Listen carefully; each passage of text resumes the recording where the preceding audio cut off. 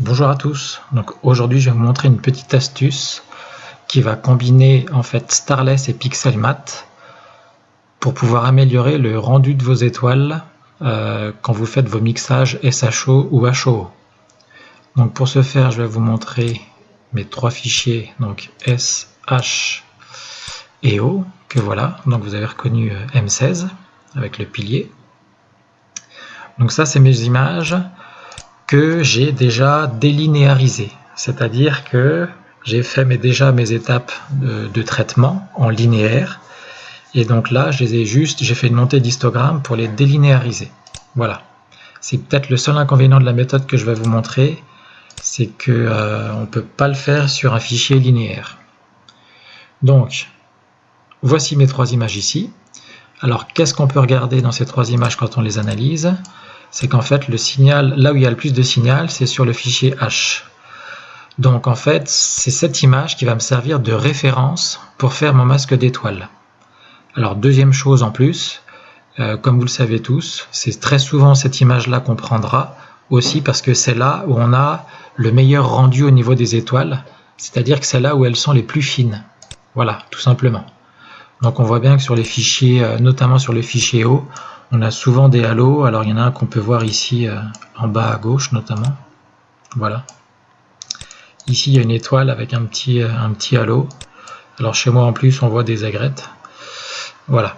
Donc si vous voulez voir la correspondance par rapport à l'autre fichier, il suffit de venir glisser le fichier dans l'autre. Et vous voyez ici j'ai pas de halo et ici j'ai un halo. Voilà. Donc ça peut vous donner une idée. Alors, donc je vais prendre mon fichier H. C'est celui qui va me servir de référence pour faire mon masque d'étoiles, afin d'avoir des étoiles les plus fines possibles. Je prends ce fichier là aussi, parce que c'est lui qui va me servir par la suite de luminance, tout simplement. Voilà. Donc, au niveau de ce fichier H, je vais le dupliquer. Je vais travailler sur ce clone. Alors, j'ai déjà fait, si vous voulez, comment faire certains masques, etc. Donc, je ne reviendrai pas trop dessus. Donc là, je fais un HDR avec 5 couches, un HDR 3 couches. Ça va me permettre, si vous voulez, de ternir un petit peu la nébuleuse. Je vous montre vite fait. Donc elle était comme ça. Première couche, deuxième couche. Je viens lisser pour éviter qu'ils prennent en compte les grains. Et une fois que c'est lissé, je fais détection de petites structures. Alors, au niveau du process, il faut vérifier quand même dans statistiques par rapport au bruit. Alors les H-clones, H1 clone. Je suis à 22.8, 0.22.8. Donc ici je peux mettre 0.23. Et là, vous appliquez 5 en structure, c'est très bien. Vous laissez agir. Donc attention pour le Star Mask, ne pas oublier ici de mettre structure détection. Donc ça va me détecter toutes mes étoiles. Voilà. Alors une fois que ça m'a détecté les étoiles, il faut aussi faire la différence entre le bruit. Donc c'est pour ça qu'on vient lisser l'image. Donc là vous voyez elle est toute lisse, hein, il n'y a quasiment pas de bruit. Donc c'est pour ça qu'il faut aussi vous appliquer lors de vos acquisitions. Et ce qu'il faut faire attention par contre, c'est qu'on ne prenne pas d'éléments de la structure. Vous voyez ici, il y a des structures brillantes au niveau du pylône. Donc on va faire en sorte ici, pareil, alors je vais venir appliquer le masque là. On va zoomer, voilà. Donc là, si vous voulez, je suis sûr, ouais, vous voyez, ça a pris des zones de la structure. Donc là, toutes les petites zones qu'il y a ici, il faut venir les supprimer si vous voulez avec le tampon. Donc là je viens ici et là on vient supprimer ces zones là.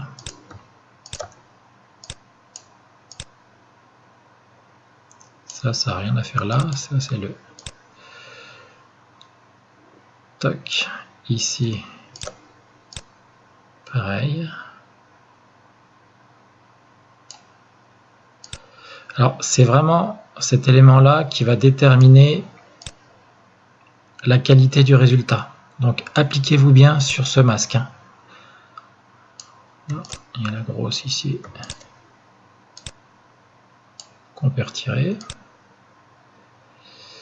Alors, ça, Ouais. Quelques petites étoiles, il y a le bas de la structure ici. Tout en bas. Bon, à vous de peaufiner, de faire en sorte donc de n'avoir que les étoiles. Hein. Allez, on va dire que c'est bon. Tac, voilà. Donc là, j'ai fait ma structure map. Sauf que, si je l'applique, qu'est-ce qui va se passer du fait que j'ai un masque binaire, vous voyez, ça va vraiment me prendre en compte au niveau du masque, ça va vraiment venir couper les étoiles. Et en plus, la transition, elle sera, si vous voulez, elle sera brute. Il faut venir adoucir ce masque. Sauf que si je l'adoucis tout de suite, au niveau de ces étoiles, elles vont devenir beaucoup trop petites. Je vais vous montrer. Si je l'adoucis ici, vous voyez, il y a des étoiles qui sont quasiment plus là. Donc, ce que je vais faire au préalable, une dilatation au maximum. 1, carrément. Donc là, elles vont doubler. Et une fois que vous êtes ici, là, vous allez appliquer une convolution. Voilà, donc là, ça va venir flouter l'image. Je viens l'appliquer pour vous montrer le résultat. Et vous voyez ici, hop, voilà ce que ça donne au niveau de mon image. Donc là, ça va bien venir prendre toutes mes étoiles avec un petit dégradé autour. Vous voyez, il y a un léger liseré. C'est quand même ce que je veux, hein, un léger liseré autour. Voilà. Si le liseré est trop grand, ici, au lieu de mettre, si vous voulez là, hop, au lieu de mettre la dilatation à 1, vous pouvez mettre la dilatation un petit peu plus bas dans ces cas-là. Allez, on va mettre 0,7. Et une fois que vous avez mis à 0,7, là, vous venez flouter.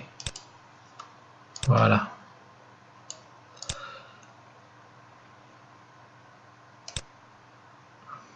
C'est pas mal. C'est pas mal, c'est pas mal.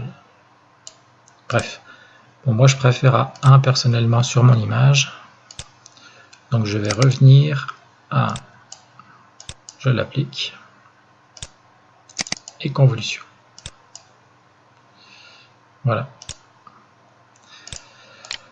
Donc, je peux retirer le masque ici sur mon clone, qui ne me sert plus à rien d'ailleurs. Mon masque est fait. Je le garde. Donc, dans l'idée, si vous voulez, ce que je veux, c'est quand même conserver la couleur des étoiles que je vais avoir avec le SHEO. Mes fichiers Starless, faut que je vous en parle. Les fichiers Starless, pour les faire, il y a plusieurs méthodes. Donc nous, on en avait décrit une sur AstroPixa, avec toute une méthodologie aussi comme ça, où on faisait un masque d'étoiles binaire qu'il faut appliquer après avec DefectMap. Depuis ce temps, il y a un logiciel qui est sorti, qui s'appelle Starnet. Alors, donc voici l'adresse mail ici, https://sourceforgetnet.net. Et donc là, ils ont eu la bonne idée, si vous voulez, d'intégrer à Pix un module. Donc, vous allez en dessous, PixInsight module, et là, donc, vous allez pouvoir télécharger gratuitement le module qui va vous permettre de faire un Starless. Et vous pouvez venir l'installer dans PixInsight, sachant qu'il est valable uniquement pour les dernières versions de Pix. Voilà. Donc, une fois que vous avez installé Starnet, vous avez le choix de l'installer directement sur Pix ou de l'avoir sur Windows, sur Mac ou sur ce que vous voulez. Donc, je vais vous montrer un petit peu le principe. Il faut avoir votre fichier, il faut l'enregistrer en TIFF. Je vais l'enregistrer en TIFF sur le bureau. Voilà. Et en TIFF 16 bits. C'est important. Là, c'est un fichier monochrome. Qu'est-ce qui va se passer? Mon fichier est là. Vous ouvrez Starnet. Vous glissez votre fichier ici. Et pour les monochromes, il faut glisser votre fichier dans Mono Starnet Plus. Si c'est un fichier couleur, vous pouvez le glisser dans RGB Starnet Plus. Donc le H, je viens le glisser ici. Et vous allez avoir une fenêtre noire ici de commande exécutable qui va s'ouvrir. Et ça va travailler et au bout d'un certain temps, vous aurez votre fichier ici qui sera surnommé Starless. Voilà, tout simplement. C'est pas plus compliqué que ça, et ça vous donne le Starless. Donc là, le fichier Starless de H, par exemple, le voilà. Donc ça, c'est mon fichier H. Vous voyez, c'est quand même un fichier qui est bien propre, hein. Et donc l'avantage d'avoir ça, si vous voulez, c'est que par rapport au Halo dans mes étoiles sur les fichiers O et S, ça va me permettre, si vous voulez, de pouvoir remettre les étoiles dessus et avoir un fond de ciel uniforme autour.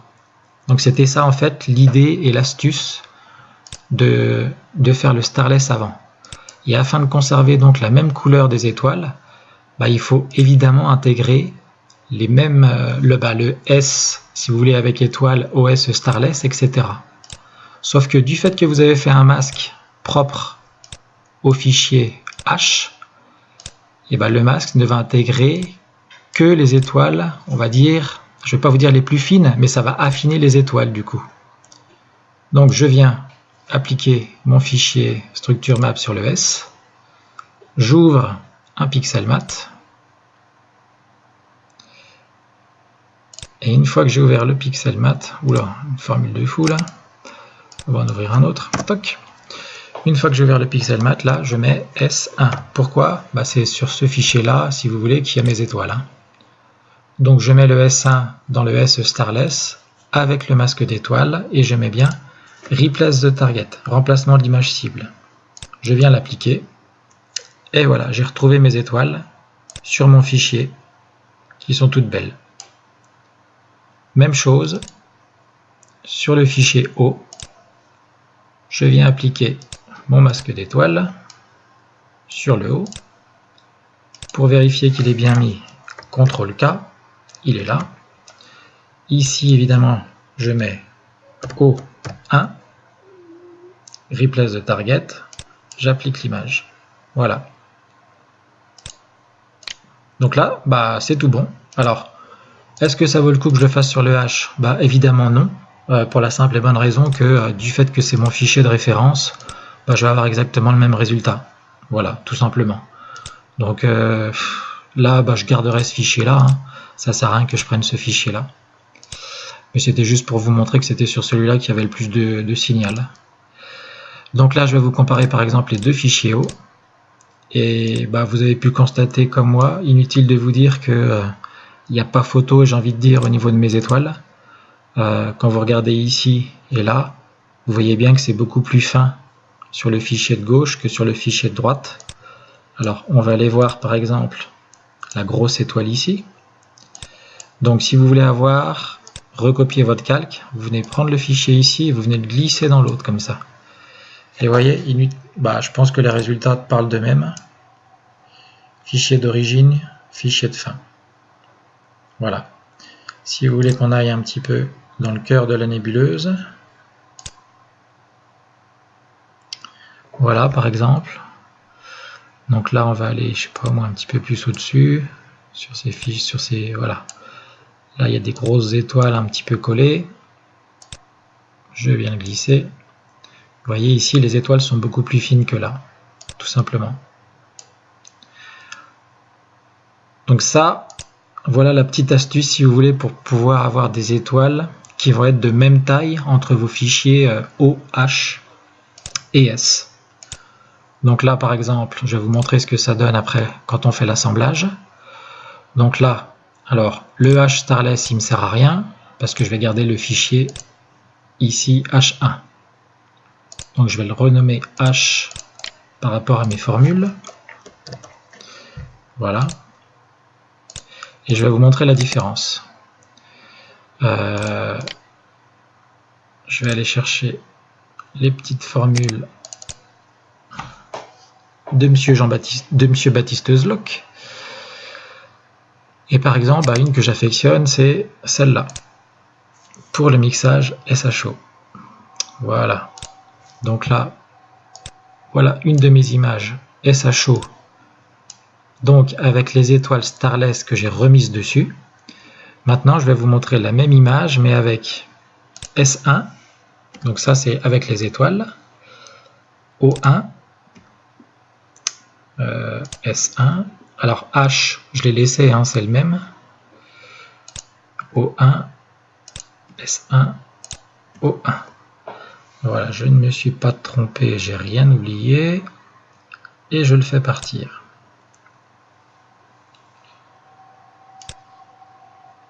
Donc voilà la différence entre avec le starless que je viens de faire et sans. Alors je vais vous montrer sur la grosse étoile en bas, hein, tout simplement. Là voilà. Et la voilà.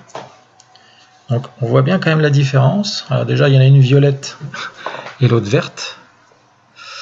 Parce que j'ai bien canalisé autour au niveau justement du halo que ça faisait. Et donc au niveau des étoiles à côté, écoutez, elles sont aussi colorées. Alors ici, il y a moins le halo violet autour. Alors pourquoi le halo violet? Il vient principalement justement de la couche bleue. Et vu que la couche bleue, on l'a bien diminuée, là, il y a beaucoup moins de halo violet autour. Il y en a toujours un petit, mais c'est beaucoup plus pondéré. Hein, beaucoup plus pondéré. Je ne sais pas si vous voyez, hein, c'est quand même flagrant. Voilà. Voilà. Et après, donc, une fois que vous avez vos différentes couches ici, il ne vous reste que plus donc qu'à associer la couche L. Alors vous avez différents procédés, hein. Par exemple le script de Laurent Bourgon. Je viens mettre ma SHO par exemple.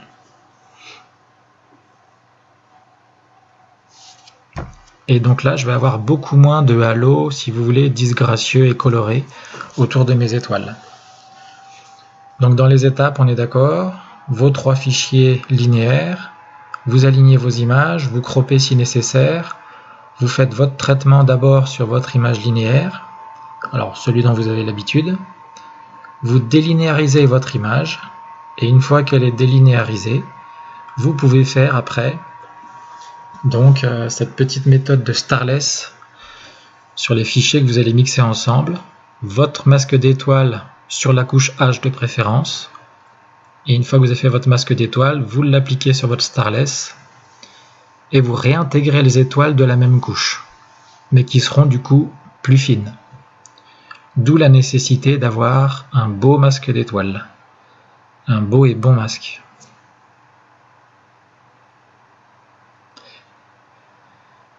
Alors, c'est un petit peu plus long.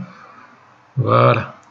Donc, voilà par exemple ici ce que ça peut donner derrière au niveau des étoiles. Vous voyez, ça vous donne quand même un résultat plutôt très propre. Hein. Ici, il n'y a plus de ces gros halos qu'on peut voir. Voilà, contrairement aux autres. Alors évidemment, il faut travailler derrière sur tout ce qui est colorimétrie, etc. Mais on voit que le résultat, déjà au niveau des étoiles, il sera propre et correct. Mon étoile, elle est où la grosse? Elle est là. Voilà. L'étoile où il y avait le halo ici. Alors, il me restait un halo sur ma couche S. C'est pour ça que vous voyez un petit pourtour. Alors, je trouve pas ça, moi, trop gênant. Parce que faut quand même qu'il y ait un petit peu de...